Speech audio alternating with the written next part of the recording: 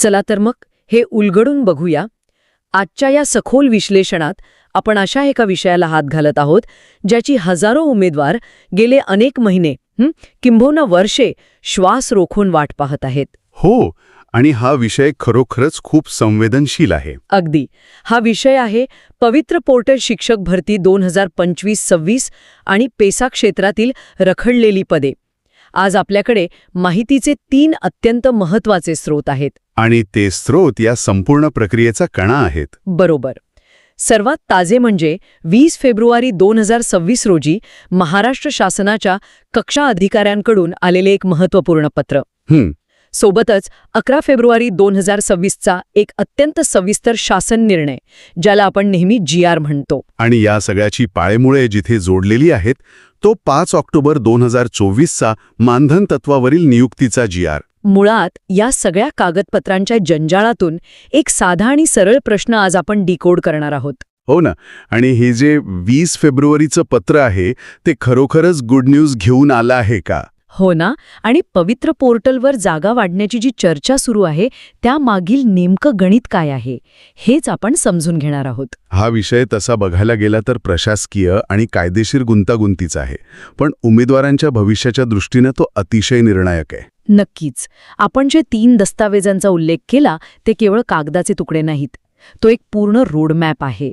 अनेकदा होतं काय की आपण फक्त वरवरची बातमी बघतो, हेडलाईन्स बघतो फक्त. अगदी बरोबर. पण या पत्रांच्या आत दडलेला जो अर्थ आहे तो समजून घेणं खूप गरजेचं असतं. आज आपण हेच करणार आहोत. या सर्व शासन निर्णयांचा आणि पत्रांचा अन्वयार्थ लावून खऱ्या अर्थाने पुढे काय होणार आहे याचं चित्र स्पष्ट करणार आहोत. अगदी. आणि हे चित्र स्पष्ट करण्यासाठी आपल्याला थोडं मागे जावं लागेल. कोणत्याही नवीन निर्णयाचा अर्थ तोपर्यंत समजत नाही जोपर्यंत आपल्याला त्याची पार्श्वभूमी माहिती नसते. बरोबर आहे. त्यामुळे आपण थेट ऑक्टोबर 2024च्या त्या शासन निर्णयापासून सुरुवात करूया.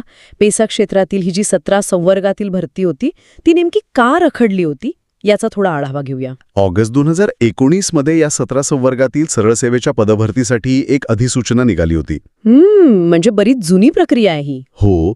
यात तलाठी, ग्रामसेवक, अंगणवाडी पर्यवेक्षिका, कृषी सहाय्यक, आरोग्यसेवक आणि सर्वात महत्त्वाचे म्हणजे शिक्षक या पदांचा समावेश होता. आणि एकूण पदे किती होती? एकूण 6,931 रिक्त पदांसाठी ही प्रक्रिया सुरू होती. उमेदवार रात्रंदिवस अभ्यास करत होते, परीक्षा झाल्या आणि निवड यादी जवळपास अंतिम टप्प्यात आली होती ना. अगदी अंतिम टप्प्यात. पण मग सर्वोच्च न्यायालयात एक याचिका दाखल झाली आणि या संपूर्ण प्रक्रियेला स्थगिती मिळाली. याच स्थगितीमुळे एक मोठी पोकळी निर्माण झाली. हो. आणि यातली सर्वात लक्षवेधी बाब म्हणजे ही जी 6,931 पदे होती ती काही मंत्रालयात बसून काम करणारी पदे नव्हती. ही थेट तळागाळात ग्राम पातळीवर काम करणारी पदे होती. आता विचार करण्यासारखी गोष्ट आहे, एखाद्या आदिवासी बहुल गावात शाळेला शिक्षक नाही किंवा आरोग्य केंद्रात आरोग्यसेवक नाही. बरोबर. आणि ही परिस्थिती 1-2 महिने नाही तर वर्षभर तशीच राहिली. यामुळे त्या भागातील संपूर्ण आरोग्य आणि शिक्षण व्यवस्थाच कोलमडून पडण्याची वेळ आली. प्रशासनाला शासनाच्या कल्याणकारी योजना लोकांपर्यंत पोहोचवणं अशक्य होऊ लागले असेल. नक्कीच. तो काळ उमेदवारांसाठी तर नैराश्याचा होताच, पण त्या गावांमधील सामान्य लोकांसाठीही खूप अडचणीचा होता. म्हणूनच मग शासनाला 5 ऑक्टोबर 2024 रोजी एक तात्पुरता उपाय काढावा लागला, ज्याला आपण प्रशासकीय भाषेत एक आपत्कालीन मार्ग म्हणू शकतो. हो. या GR नुसार ज्या उमेदवारांची निवड जवळजवळ निश्चित झाली होती त्यांना तात्पुरत्या स्वरूपात केवळ मानधन तत्वावर नियुक्ती देण्यात आली. इथे हे स्पष्ट करणं महत्त्वाचे आहे की ही कोणतीही कायमस्वरूपी नोकरी नव्हती. अगदी. त्यांना नियमित वेतनश्रेणी लागू नव्हती. प्रशासनाचा गाडा हाकण्यासाठी काढलेला तो एक अपवादात्मक मार्ग होता. पण सर्वोच्च न्यायालयाच्या निर्णयानंतर हे चित्र कसं पालटलं हे पाहणं रंजक आहे. हो. कारण 6 ऑक्टोबर 2025 आणि 17 नोव्हेंबर 2025 रोजी सर्वोच्च न्यायालयाने जे महत्त्वपूर्ण निर्णय दिले त्यामुळे या रखडलेल्या भरतीवरचा कायदेशीर अडथळा दूर झाला. न्यायालयाने पदभरतीस मान्यता दिल्यानंतर राज्य शासनाने कोणतीही घाई न करता अतिशय विचारपूर्वक 11 फेब्रुवारी 2026 रोजी एक अत्यंत सविस्तर शासन निर्णय प्रसिद्ध केला. जर आपण हे मोठ्या चित्राशी जोडले तर हा 11 फेब्रुवारीचा GR केवळ भरती सुरू करा असा साधा आदेश देत नाही. मग त्यात नेमकं काय आहे? तर भविष्यात पुन्हा कोणीही न्यायालयात जाऊन या प्रक्रियेला स्थगिती आणू नये यासाठी एक अत्यंत पारदर्शक आणि कायदेशीरदृष्ट्या भक्कम असं आरक्षणाचं सूत्र या GR मध्ये मांडण्यात आलं आहे.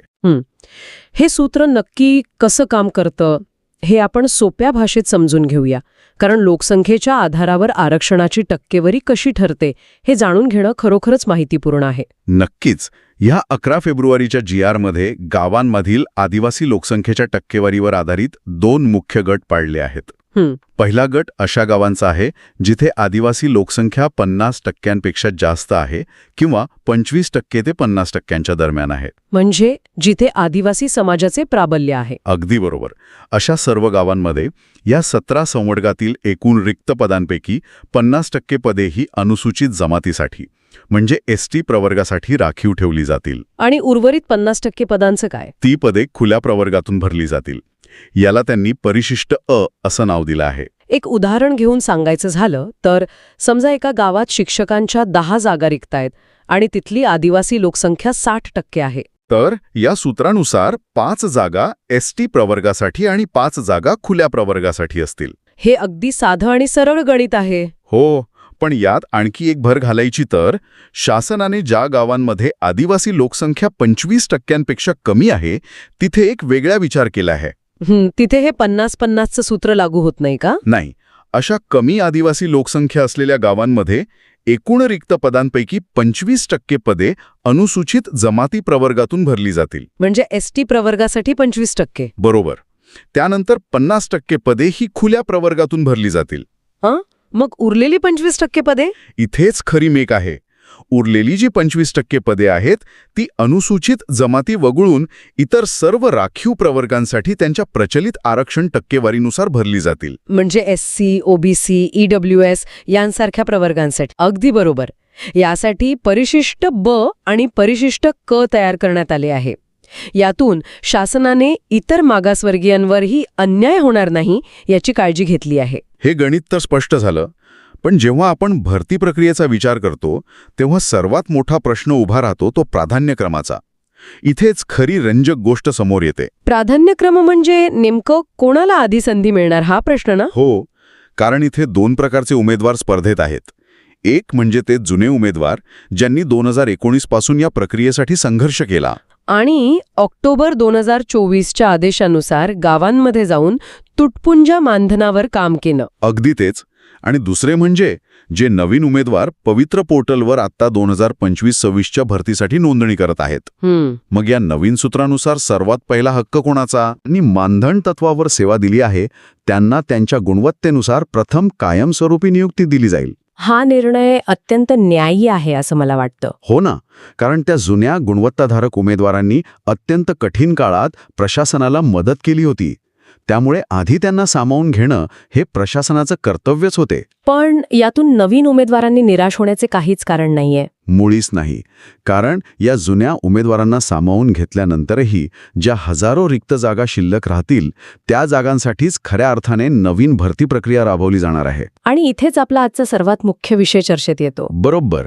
तो म्हणजे 20 फेब्रुवारी 2026चे कक्ष अधिकारी मनोज भी काळे यांचे अत्यंत महत्त्वाचे पत्र. हो, हेच ते पत्र आहे ज्याची आपण सुरुवातीला गुड न्यूज म्हणून चर्चा करत होतो. या सर्वाचा नेमका अर्थ काय हे आता आपण बघूया. 11 फेब्रुवारीच्या GR मध्ये जागा कशा वाटायच्या हे ठरलं. पण त्या भरायच्या कुठून हे या 20 फेब्रुवारीच्या पत्राने स्पष्ट केलं आहे. म्हणजे प्रक्रियेबद्दलचे निर्देश आहेत यात. अगदी. या पत्राने शिक्षण आयुक्तांना अत्यंत कडक आणि स्पष्ट निर्देश दिले आहेत की पेसा क्षेत्रातील शिक्षक संवर्गाची पदभरती ही केवळ आणि केवळ पवित्र प्रणालीमार्फतच केली जावी. पवित्र पोर्टल मार्फतच. यात कोणताही अपवाद नसेल. कोणताही नाही. कोणत्याही प्रकारची ऑफलाईन भरती चालणार नाही. पण यात सर्वात मोठा आणि उमेदवारांच्या दृष्टीने दिलासादायक मुद्दा कोणता असेल तर तो या पत्राच्या व्याप्तीचा आहे. हे पत्र केवळ एका विशिष्ट विभागासाठी मर्यादित नाहीये. बरोबर. या पत्राची व्याप्ती खरोखरच मोठी आहे. शासनाने हे पत्र पेसा क्षेत्रातील 13 जिल्ह्यांच्या मुख्य कार्यकारी अधिकाऱ्यांना पाठवले आहे. हे 13 जिल्हे कोणते आहेत हे जाणून घेणं महत्त्वाचं आहे.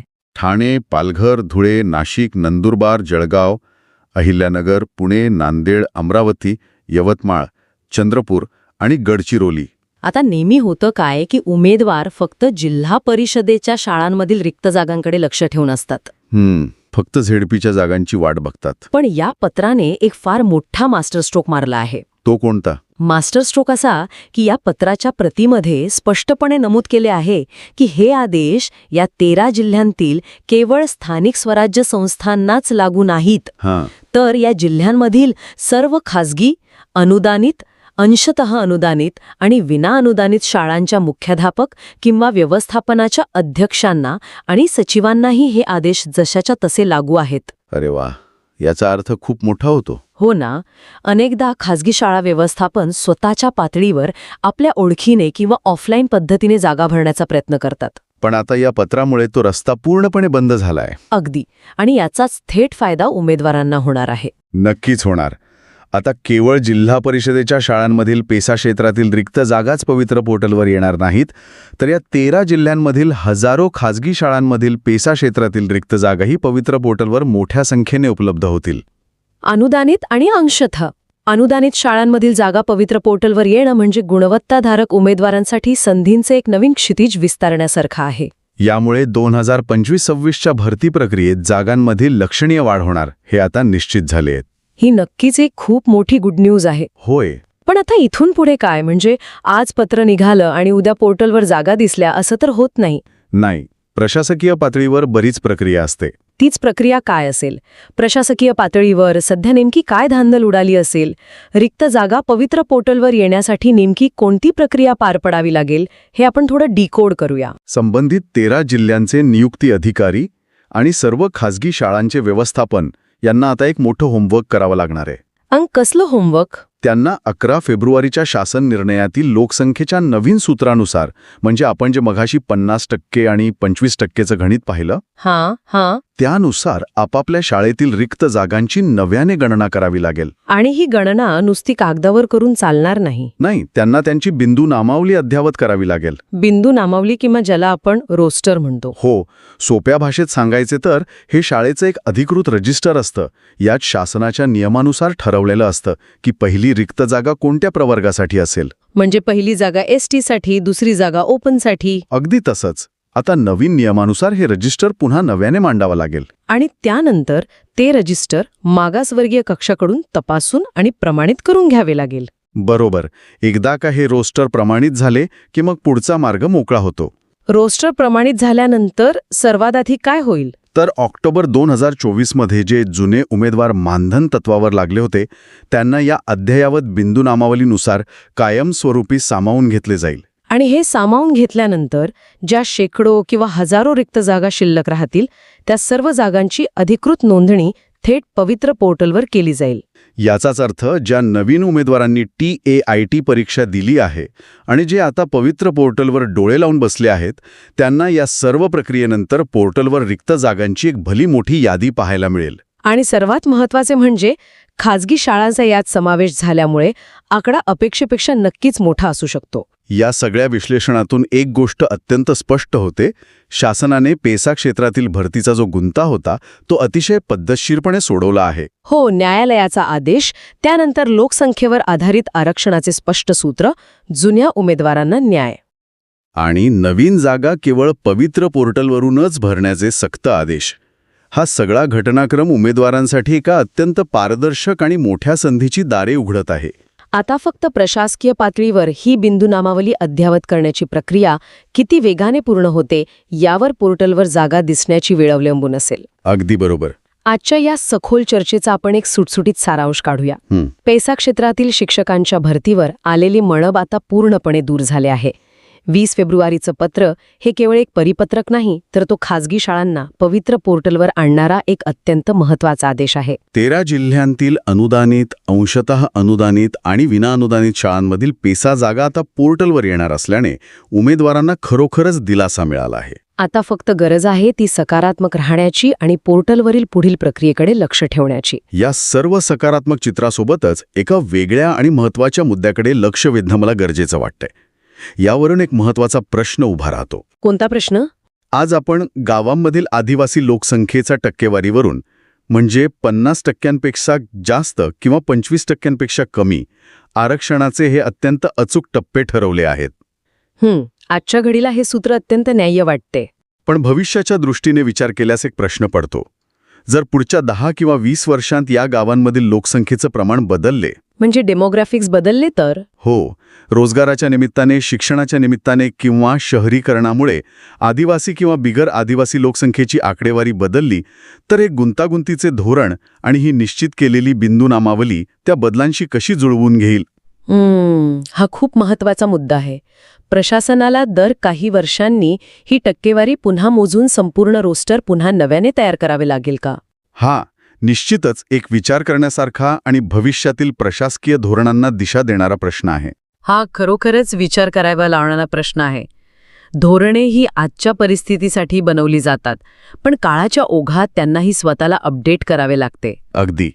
याच एका अत्यंत महत्त्वाच्या प्रश्नासोबत आजचं हे सखोल विश्लेषण आपण इथेच थांबूया. आपण शासन निर्णयांची तांत्रिक माहिती, त्यामागची कारणे आणि उभी राहिलेली एक मोठी संधी याचा अतिशय सविस्तर आढावा घेतला. होय. पुन्हा भेटूया अशाच एका माहितीपूर्ण आणि ज्ञानवर्धक सखोल विश्लेषणासोबत. तोपर्यंत नवीन गोष्टी शिकत रहा आणि सकारात्मक रहा.